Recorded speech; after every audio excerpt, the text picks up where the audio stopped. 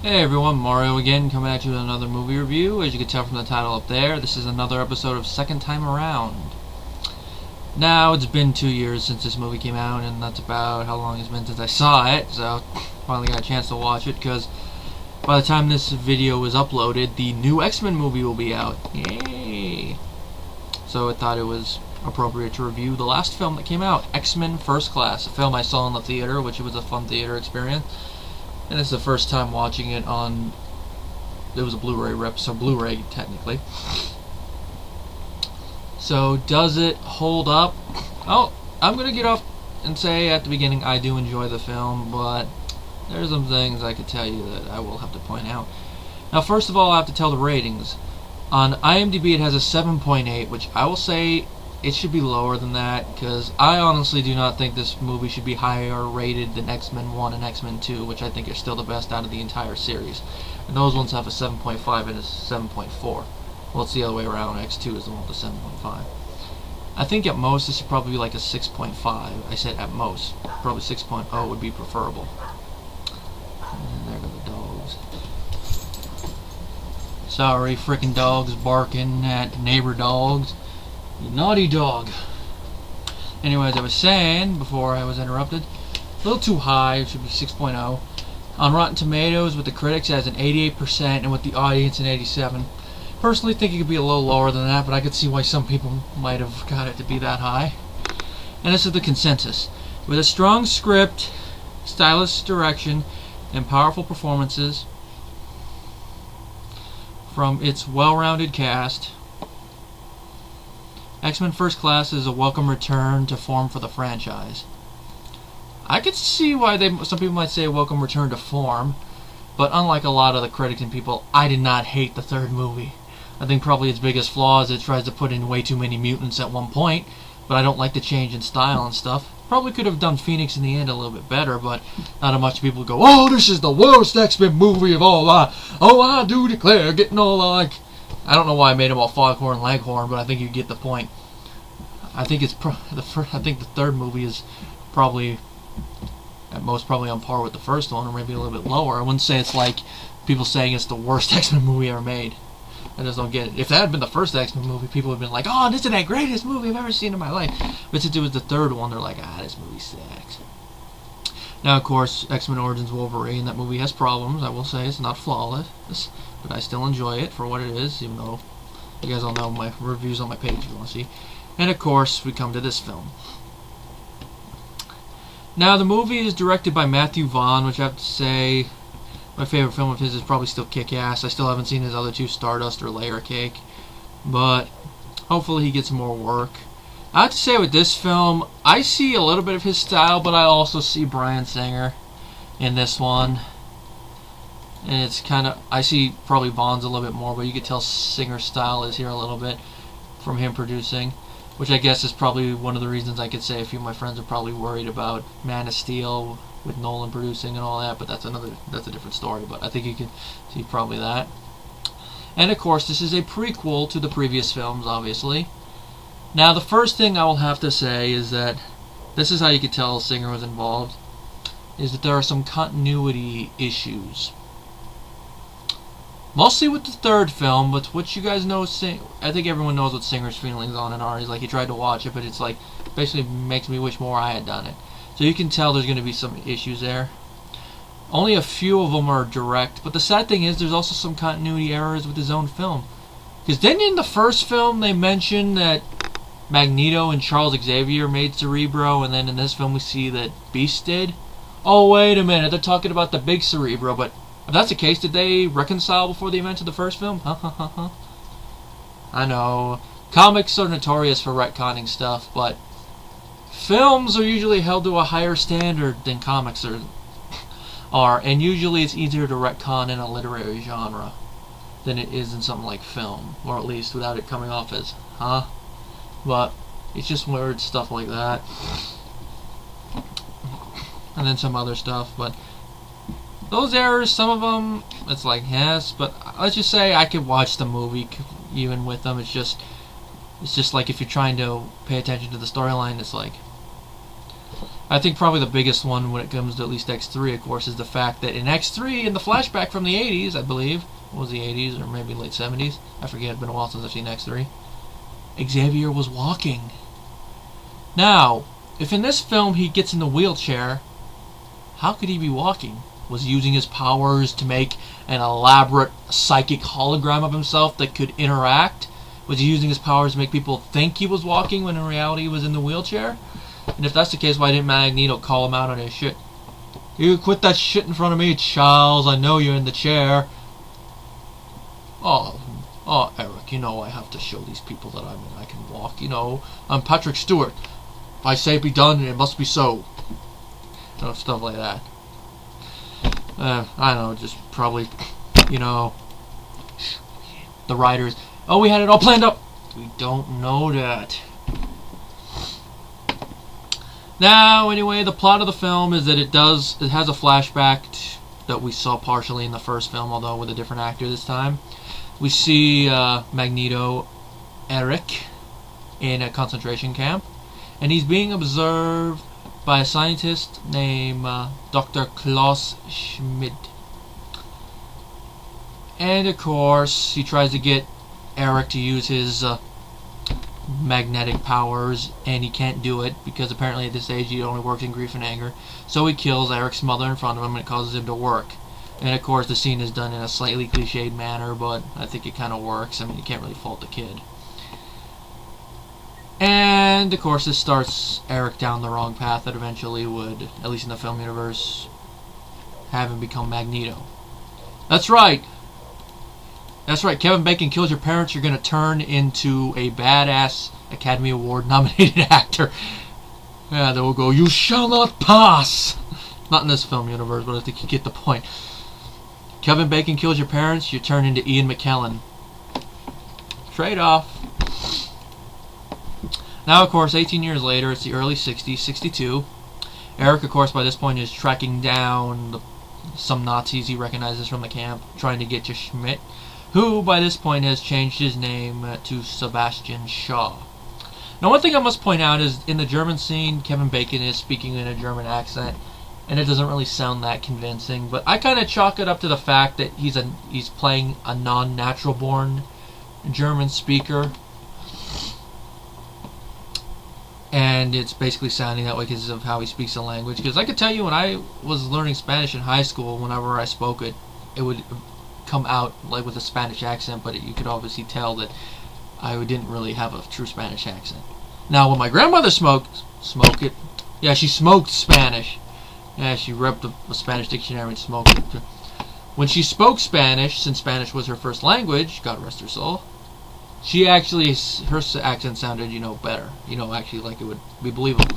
The same thing with Jeff. When Jeff speaks German, he doesn't speak it fluently, but he speaks it, enough to where you can tell he speaks it. He has the same type of German-esque things to his words, but not like, like a true accent, like if you hear someone speak German. And I can tell you, at the Rammstein concerts me and him went to, we were around some people who were actually from Germany.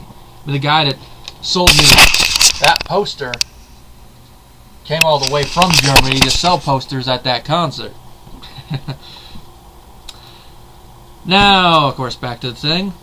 Now, the whole thing with Erik tracking down the Nazis, and let me read this to camera there, is actually one of the few things in this film that is a holdover from X-Men Origins Magneto, which it would have been interesting to see that film, but because Wolverine's first film disappointed, box office-wise and critically, they decided to hold it back. And I think it worked for better that they put it in here, or at least that's what I think. It would have been interesting to see how they would have done it before, but on the whole, probably better that they did it this way.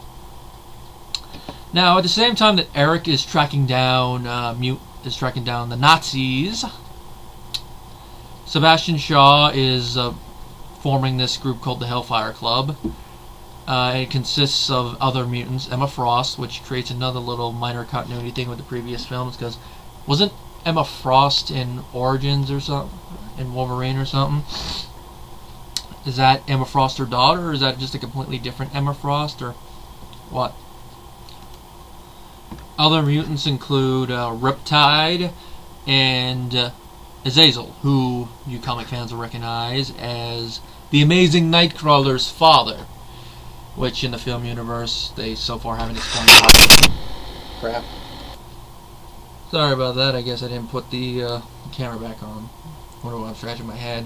When I had it paused, I blew my nose and it's hurting a little bit. But anyways, I was saying before the camera fell. So far in the movie universe, they haven't explained how Mystique eventually ends up with Azazel, because Nightcrawler exists, unless they're going in a retcon and it's not Azazel's his father but with a different mother or something. But I don't know, they haven't explained it yet. Anyway, the Hellfire Club is being monitored by CIA agent Moira MacTaggart, who you X-Men movie fans will recognize as the girl who had a cameo at the end of X3, which I wonder what they're going to do with her in the future movies, but that's just me. She's watching them, and she kind of overhears part of their plan, which involves deploying nuclear missiles in Turkey, which, you know, the whole Cold War thing, which I'll bring up nuclear missiles again in a minute. Now, she seeks Professor Xavier's advice, and he's a recent professor. And, of course, we're introduced to him and Raven, who we all know as Mystique. Now, this is one of the things that it creates maybe a minor continuity issue with the previous film, but I guess that's how you look at it, because in this one, they're basically foster siblings, because Xavier kind of adopted Mystique when she was a kid as a sister. You know, since he has the powers, you know, he can kind of convince his parents easily, which I bet every kid would want to be able to do that. Mommy, Daddy, can I get the new toy? No, you got enough toys. Can I get the new toy? Yes, okay, here it goes.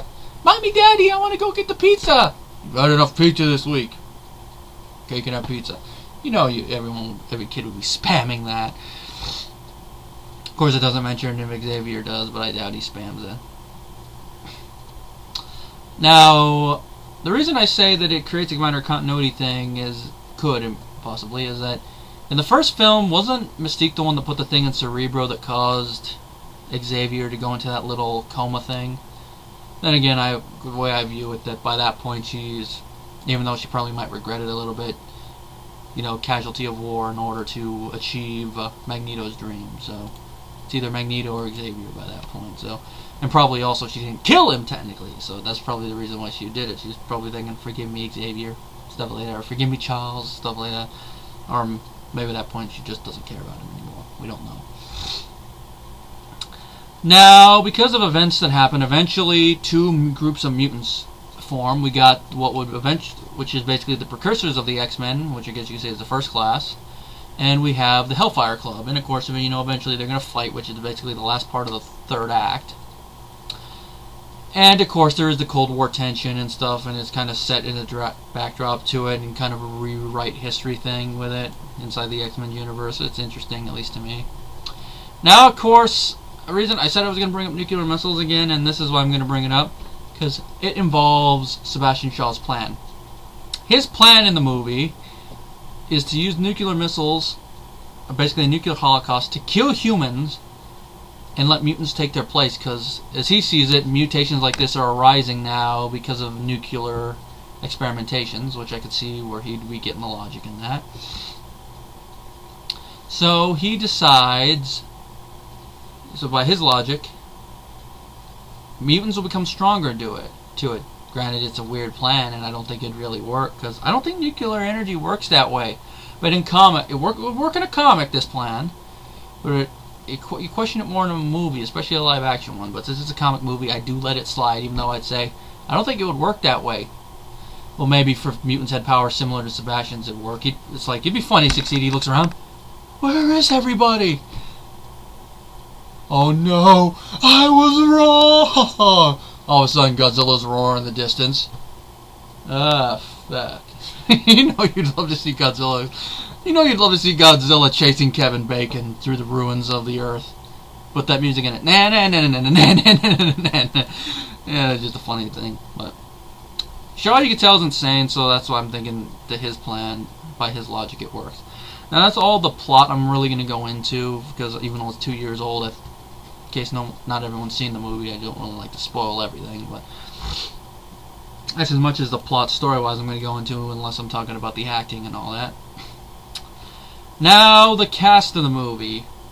Playing a younger Charles Xavier, we have James McAvoy, which I will say I thought he was just okay in the role, because I say he's decent actor, but nothing about him screams young Patrick Stewart. And then, of course, they even had to do cracks about the fact that Xavier's bald later. I don't know if he's bald younger, but I think it probably would have been better if he had shaved his head for the role, like make it seem like he's balding already, you know, like kind of like a Peter Boyle thing or something. That's just me. Other roles I've seen him in, I thought he did a good job as Mr. Tumnus in the Chronicles of Narnia. Last King of Scotland I haven't seen. Wanted, been a while since I've seen, but I don't remember minding him in that. I thought he did a good job in The Conspirator as well, which came out the same year as this film. And haven't seen any of his other stuff. TV stuff he did. That's about all the stuff I've seen him in. He has experience, but I think you really needed a more experienced actor to play Charles Xavier, especially if you're supposed to trying to echo young Patrick Stewart. Patrick Stewart, you know, is this highly trained Elizabethan actor. I mean, he made Shakespeare sound very cool on Sesame Street. Be or not a bee. Good night, sweet bee. You know, all that. But I think he did decently, but if they just had decided to recast, I wouldn't have had a problem with it, but they didn't. Michael Fassbender as a young Magneto, I thought that he was actually a pretty good cast, because not only did he I bought him as a younger version of Ian McKellen. Two reasons. One, even though the facial features aren't entirely the same, they look similar to where I could buy Ian McKellen being an older Fassbender, or vice versa, Fassbender being a younger McKellen. And also, how he played the role, I could really believe this is the younger Magneto, and that over the course of the film he actually is becoming sort of the character we see in the later films. I think you probably need another film to fully develop that, because I think it's a little rushed now that this early in his life he's becoming Magneto, but that's just me. But it was interesting to see him evolve all that. I mean, from the anger, him meeting Charles, and them becoming friends and all that, and it was interesting to see that. Now, other roles he's been in, he was Delios in 300. It's been a while since I've seen it. Glorious Bastards, I have not seen all the way through. Jonah Hex, haven't seen in a while. And of course, he was David in Prometheus, which I have to say that's probably my favorite role of his so far. Which I still honestly think he was robbed of an Academy Award nomination for that performance. Because, like the film or hate the film, you have to admit he did actually do a pretty good performance. He was convincing as a robot. Probably still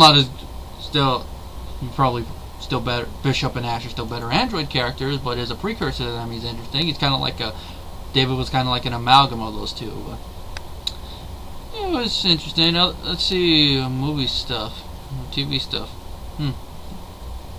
He did a voice in Fable 3. That's interesting. He played Mr. Pink in a theater production of Reservoir Dogs. He was also the producer and director. Very interesting. If I remember correctly, isn't Mr. Pink the one Steve Buscemi played? If that's the case, I can imagine this guy saying I don't tip. Very interesting. Kevin Bacon as Sebastian Shaw. I thought he did a pretty good job as the villain. Not my favorite Bacon role. That probably would have to go right now to Val from Tremors. Sons of bitches. But he did a good job, I felt. He kind of had this gentlemanly quality to him. And of course I know there's like that little tidbit when he first introduced himself to the mutants where he says enslaved, and then camera cuts to Darwin, one of the black mutants. But I don't really have a problem with that, because I actually knew it was coming, so I actually paid attention this time, because I only know about that tidbit from Matt's review of it, but I didn't catch it when I first watched the movie. So watching it, I'm like, okay, I gotta see it. I'm like, okay, then I can see why some people might have a problem with that, but it's not like he's like actually looks at the guy. It looks more like something that was created in the editing room. But I don't have a problem with it, even if it was film supposed to be he's looking at the guy for one reason. He's the villain. He does evil things. If he's gonna say something like that just to prove a point, that's him. Now, if there's anything I will say, I think his demise should have been a little bit better. I could see the rhetoric behind it, but I think they probably could have done it just a little bit better. I think they did it slow the way they did for dramatic reasons, but I say it's sort of believable, especially with Magneto's powers and all. But I probably should have been a little bit better. I do love Sebastian Shaw's power, being able to absorb everything, like his plan, the whole absorb the atomic energy. That would be cool. Could you imagine how going like I'm going out into war? Feel my energy! Him and Superman would be an interesting fight. It's like, eat my radiation. Ah! I absorb radiation for my strength. Oh, I meant this is the wrong type of radiation.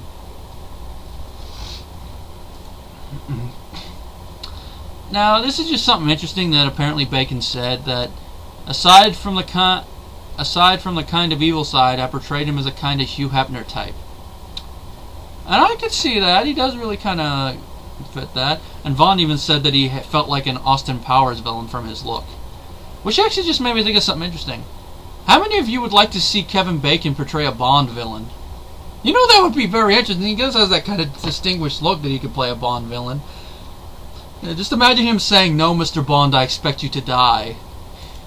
And those of you who don't like the Daniel Craig version, you'd probably love to see Kevin Bacon beating the crap out of Daniel Craig while the Bond theme plays. Anyway, Rose Byrne as Moira. I thought she did a decent job. I mean, the opening scene we see her, she gets into her lingerie, so hey, introduce a character, good way. Granted, it's for undercover thing, but I thought she did a decent job in this film. Other films she's been in, she played Dorme in Star Wars Episode 2, which is basically just nothing more than a cameo. I mean, she's only on screen not even a minute, and then she gets killed. I mean, She was in Troy, haven't seen Marie Antoinette, haven't seen 28 weeks later, haven't seen Insidious, don't remember which character it was. It's Renee Lambert, I think that was the wife or something. Bridesmaids, she played Helen Harris, and I have not seen that movie either. So this is basically the only movie of hers that I've actually seen. I've heard of other ones, but I've only ever seen this one. I know. I thought she did a decent job. Her character development was okay, though. I do question the thing at the end where her memory gets erased. Was all of it erased or only certain parts of it? I know, a little spoiler, but I had to bring it up. Jennifer Lawrence as Mystique. I thought she did an interesting job. I bought her as a young Mystique. I did like that they actually explained how the heck Mystique could be in this film when she doesn't look that much. She only looks to be in her 30s in the first film. And, you know, Mystique ages slower, which I could buy that for a character that's a changeling character. And Jennifer Lawrence, I think, conveyed the character being younger, a little bit more naive, because Rebecca, I can't really pronounce her last name, jeez. In the first three films, you know, an older one, more experienced, you know, mad at the world here. You get a little bit of that, but it's in a more naive state. But I think it kind of fit the character, so it was interesting.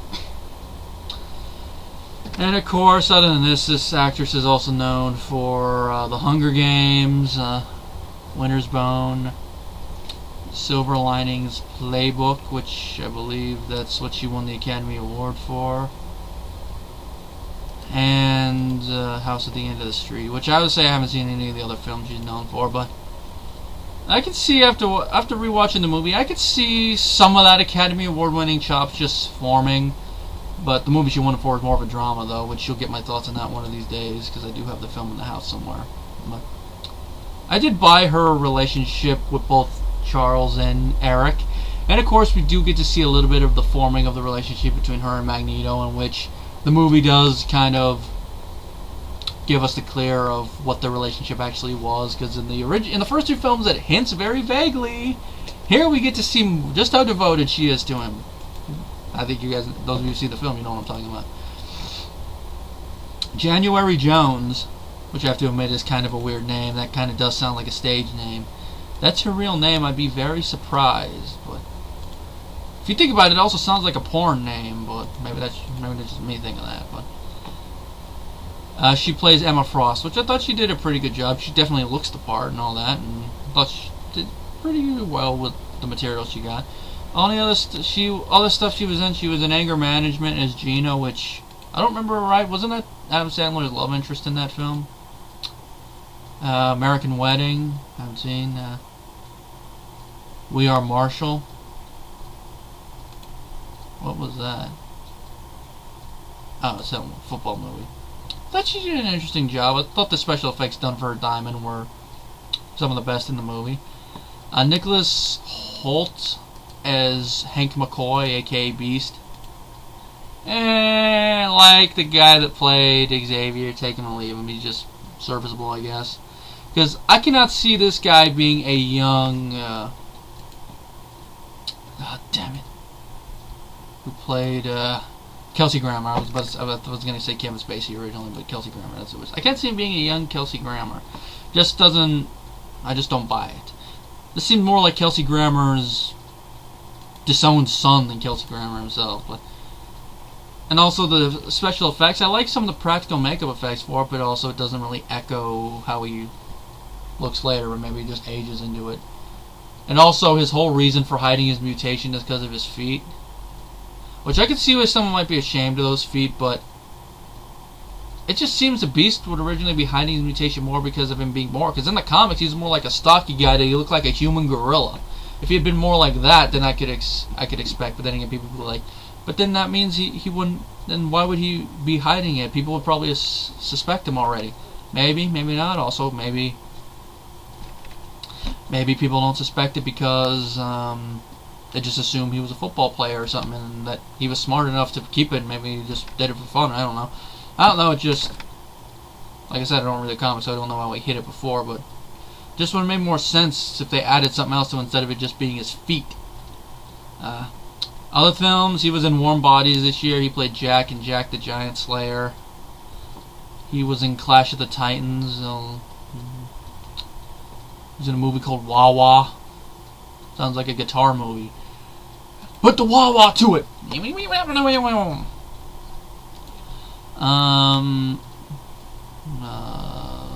That's about it. He voiced Harry Potter and Captain America in an episode of Robot Chicken. That's a weird combination if you think about it.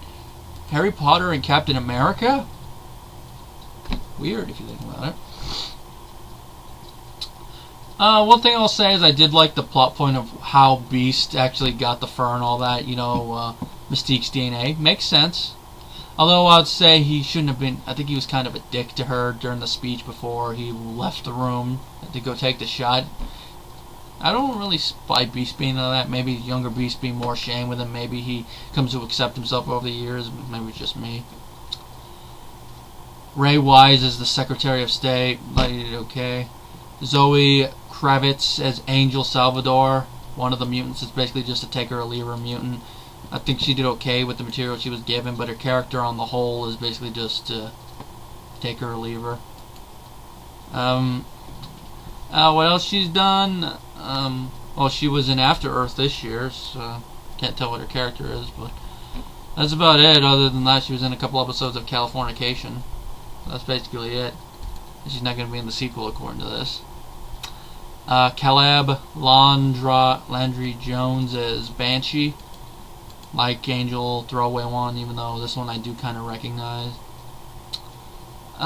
He was in No Country for Old Men as Boy on a Bike, so I'm guessing a small role. He was in Superbad. The Last Exorcism as Caleb. He just kind of, in this picture on his Wikipedia page, he does kind of have a look like, you can imagine him being that, he looks like he could be the son of the guy from Children of the Corn. Outlander! You know that guy. Looks like he could be related to that guy. Friday Night Lights. That's about it. He's filming a movie called God's Pocket. Like Angel's actress, you know, did okay with the material given, but basically just to take it or leave it person. Lucas Till as Havoc, which in the comics I think Havoc is supposed to be related to Cyclops, but with how the timeline thing, how are they going to be related in this film series? Is he going to be like a way older brother or an older cousin or something? I don't know. Hopefully they'll explain it in the sequel, because he's going to be in the sequel. Other than this, he was in Battle Los Angeles, which I think I liked him better there. That's just me. I didn't see why he was in prison other than his powers being uncontrollable. And he was also in Walk the Line. He played Jack Cash. Eddie Gathegi played Darwin, which I thought he did a pretty good job. Sad to say he's the first one of the fierce mutants to die, which kind of some people might call BS on the fact because of his power, but I don't really have a problem with it because it looks like Sebastian used some form of energy. So, could be nuclear energy for all we know, or some energy or something, and maybe just damages him at the cellular level and that he can't repair himself. A lot of factors probably go into it, but I'd probably have to research more in the comics, so if you guys know the comics, let me know in the comment section exactly what if he had any weaknesses in there. He just said he could adapt. He's probably never pushed himself that far. That could be another thing. Other than this, he played Laurent in the first 2 Twilight films, which I'll admit I did recognize him a little bit from that. He was in a couple episodes of House. If I remember correctly, his character is the Mormon character. It eventually punches House when House calls the founder of Mormonism a horny old fraud. Which I have to admit, I did get a chuckle out of that one. First saw that. He played Cheese in Gone Baby Gone. And he played a character in Crank. He currently is in a TV series called Beauty and the Beast. Interesting. I thought he did a very good job. His character was likable. Like I said, that's probably the reason I think he should have been kept on later. Yeah, Banshee should have been killed. Leave him.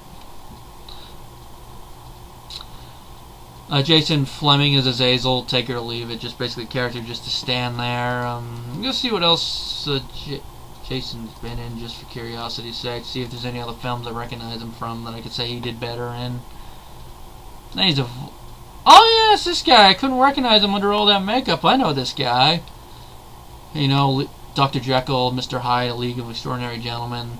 That one King character from Clash of the Titans, and he was also a goon in Kick-Ass, ironically because of the director. Thomas Button, The Curious Case of Benjamin Button. Santa and Seed of Chucky. That's kind of weird.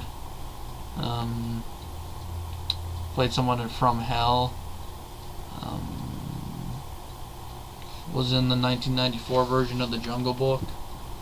So yeah, he's done better and better. He's done better movies. Riptide, another throwaway character. Now, probably one of my favorite little minor characters in the movie that we saw was, of course, Michael Ironside playing a U.S. Navy captain, which I will admit, this is basically my reaction when I saw him in the theater. I'm like, I didn't do that in the theater, but that's basically my inside. It's like, Michael Ironside?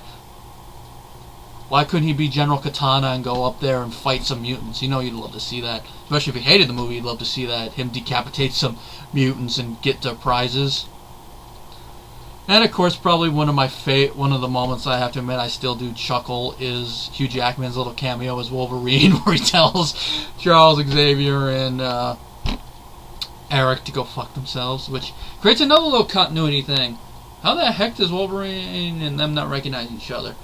The only guess on that is it's supposed to be before Wolverine gets shot with a bullet in his origin film, so obviously that's why he doesn't remember them.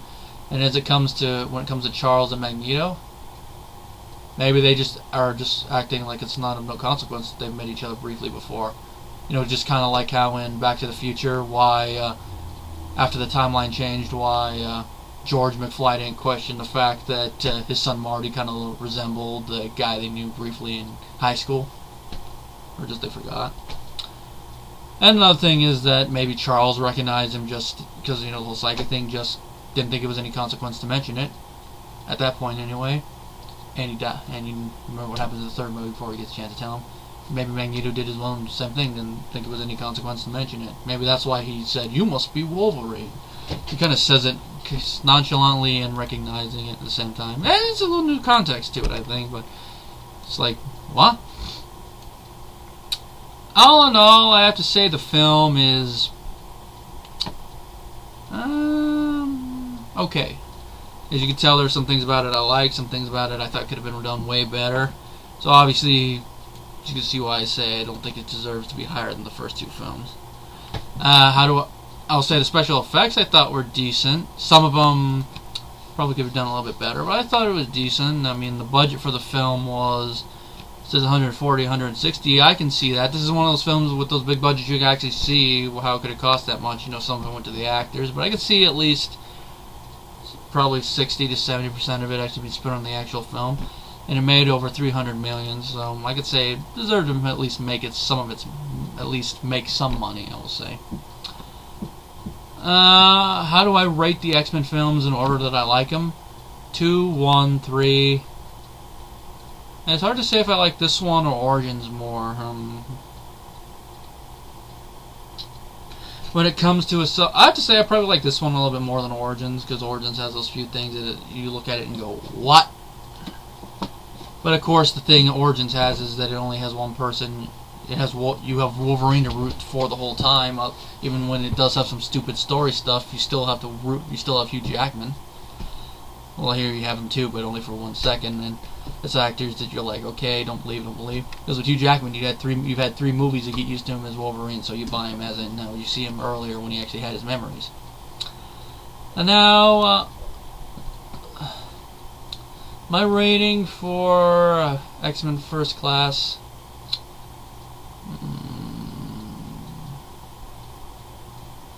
All honesty, probably 3.5 out of 5 stars. Because I think 3 would be a little too low. At 3.5. And that's based mostly on what I like about the film. I mean, not a perfect film in any stretch of the imagination, but hopefully the next film that they're making, which continues from this one, Days of Futures Past, is better. Hopefully it'll be better. They're having some of the cast of the original series in it. Let me check to see who's going to be in it. Of course, also Bryan Singer is directing it, so that could be good or bad, because he did direct my favorite 2 of them, but so far those are the only 2 Bryan Singer films I watched that I really do like, because you guys all remember my thoughts on his for Superman movie. Okay, we got both actors playing. We have Patrick Stewart and Ian McKellen returning as older Professor X and Magneto. Jennifer Lawrence is still Mystique. Lucas Hoult's still Beast. Hugh Jackman's Wolverine. Anna Paquin's going to be Rogue. John Ashmore's going to be Iceman. Ellen Page is going to be Kitty Pryde.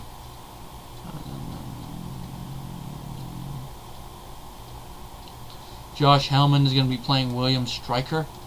They're recasting William Stryker again? What the heck, man? Unless this is like the kid William Stryker, I don't remember. No, according to Wikipedia, this is that one. Okay, why are they recasting him? You couldn't get Brian Cox? Or if you needed a younger one, you couldn't get Danny Houston again? Let's just see what the damage is. Let's just see. He played Jeb in Jack Reacher.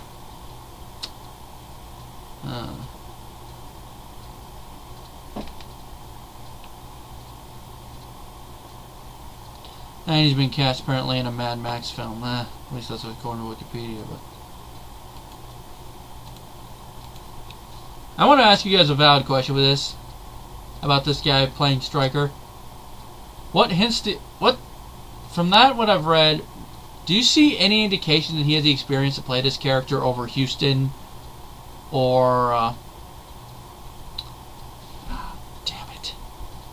I just said his name just a little bit, or Cox. Do you think he should go over Houston or Cox when it comes to the role, even if you need a younger one? Or do you think you should get a guy with more experience to play him? That's me. Anyway, like I said, 3.5 out of 5 stars, and that's it for this review. The next one will hopefully be the Wolverine.